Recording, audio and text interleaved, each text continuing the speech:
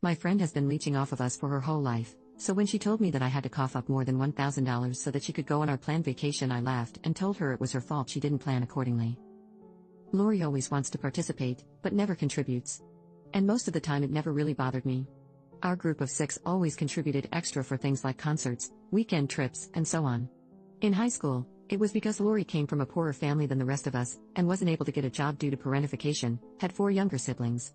Then in college, it was because she couldn't work and maintain her grades without losing her scholarship. Now, she can't contribute anything because she's struggling financially and didn't have the means to save anything. And I got pissed, admittedly, because she spends her money in crap ways. I've called her the Carrie Bradshaw of the group, which wasn't appreciated, but is very much true in how she uses her income. We've been planning this trip for 4 years. I know it's awful to look at what someone has and judge their finances, but Lori is the same person who had no expenses during the pandemic because she was living with me and my great-grandmother. She didn't pay for groceries, wasn't charged rent, still had her job, was getting hazard pay. Lori waited until it came time to start paying for everything to say she didn't have it. She said this to me one-on-one. While we were out shopping for the trip, her idea. Lori wanted to go to stores that weren't cheap. I asked if she was sure and she claimed she wanted to treat herself. She spent just over $1,300. And then we go to lunch and she has the nerve to tell me she can't afford the trip, a whopping $2,683 per person for 15 days. Of course I said no, and guess what? She brings in the rest of the group 2 days later and all of them are on board with splitting her expenses. Translation: they would cover half the costs among them, and I'd be stuck with the other half because I make the most money. And saying no means I'm an asshole. Calling Lori out for blowing half of what she'd have to pay for the trip on crap she didn't need was too harsh and uncalled for? They claim that she deserved to feel good about herself after the life she had. Like I wasn't raised by my grandparents and neglected by my parents in favor of their stepchildren, wasn't working through high school and maintaining my grades to be valedictorian, like I wasn't struggling until I got a good internship because I had to work. Yeah, I'm financially secure now, but why the hell should Lori be rewarded for bad spending habits? They're all upset now because I told them I'd go on a trip by myself. They didn't think I'd cancel it and go through with booking a trip for myself. It's costing me more, but screw them. They want Lori to go on a trip, they can plan one and take her without me involved. Update 1. Seriously, I get called mean, selfish, cruel, and a bunch of other insults for not bankrolling an idiot's life, decide to cut contact and end the friendship, and now they want to make up? Lori, the primary leech, has horrible spending habits, think Carrie Bradshaw from SAC. She'll blow her money on designer clothing and shoes and then ask you to cover her expenses for trips, and the more I think about how much money I've wasted on her over the years, the angrier I become. Lori has apparently burned more bridges in the week or so I've been no contact. They apparently decided that they can't afford to bring Lori on a similar trip to what I had originally planned for us. It was 15 days split between Portugal, Spain, and Italy. One of the group, Jenna, went to my grandpa because she couldn't get in contact with me. I had blocked all of them, mainly because I got sick of arguing.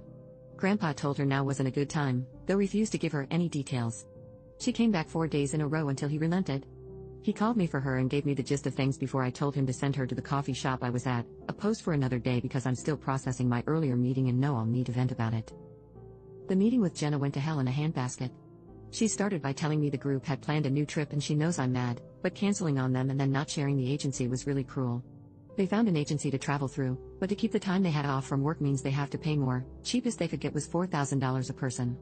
I didn't respond, mainly because yes, she continued to blame me for their crap like it wasn't their fault I canceled and stopped talking to them. When I told her that it was their fault, Jenna agreed that it was. She revealed that they tried to talk Lori into returning everything she brought so she could contribute to her part. In her words, they can't afford half the things I can. Jenna personally believes that Lori's need for designer things is because of me. I didn't snap immediately at this and let her ramble about it. I know you don't notice it, but you're always wearing nice things and spending money on nice places.